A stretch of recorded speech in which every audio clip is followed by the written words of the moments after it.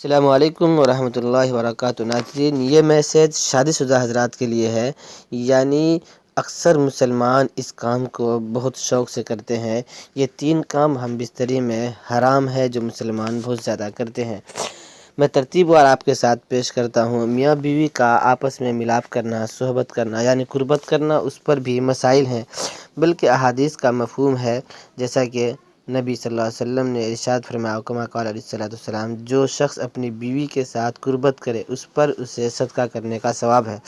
عرض کی یا رسول اللہ، اس شخص نے تو اپنی خواہش کو پورا کیا ہے، اس پر صدقہ کرنے کا ثواب کیسے ملے گا؟ تو ارشاد فرمایا کہ اگر وہ اس خواہش کو پڑوسی کے گھر پورا کرتا ہے تو گناہ ملے گا، اور اگر وہ پڑوسی کے گھر نہیں جائز طریقے سے پورا کیا خواہش کو تو اس پر ثواب ہے۔ ناجائز طریقے سے پورا کیا تو پھر گناہ کبیرہ ہے۔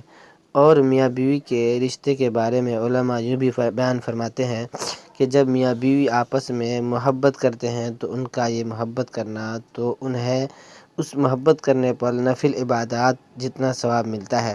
اس کی وجہ یہ ہے کہ جب میاں بیوی آپس میں محبت کریں گے تو ان کی آپس میں محبت بڑھے گی، اور جب محبت زیادہ ہو جائے گی تو پھر زنا کے دروازے بند ہو جائیں گے، لیکن اگر محبت نہ ہو تو پھر زنا کے دروازے کھلیں گے۔ تو اس لیے میاں بیوی کا آپس میں محبت کرنا، اس لیے نفل عبادت کا ثواب ملتا ہے۔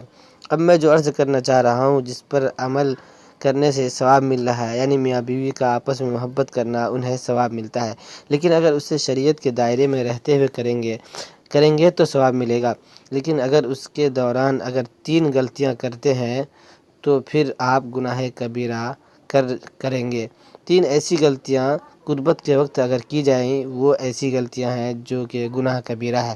نمبر 1 پر قربت کے دوران شوہر کا بیوی کے پیخانے والی جگہ سے دخول کرنا، یہ گناہ کبیرہ ہے، اس سے بچنا چاہیے۔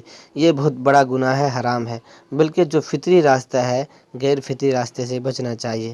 نبی صلی اللہ علیہ وسلم نے فرمایا کہ ایسے شخص پر لعنت ہو جو ایسا کام کرے۔ نمبر 2 پر ہے اورل سیکس، یہ گناہ کبیرہ ہے۔ ظاہر سی بات ہے، جب میاں بیوی آپس میں جو ہے اورل سیکس کریں گے، ایک دوسرے کی شرمگاہ کو منہ میں لیں گے، تو ڈسچارج ہونے کے وقت اس جگہ پر جو نجاست کا نکلے گا وہ منہ میں جائے گا، جو سنگین جرم ہے، بہت بڑا گناہ ہے۔ نمبر 3 پر حیض کی حالت میں میاں بیوی سے قربت کرنا بہت بڑا گناہ ہے، اس لیے ہم سب کو اس سے حفاظت کرنی چاہیے اور ان 3 کاموں سے پرہیز کرنا چاہیے۔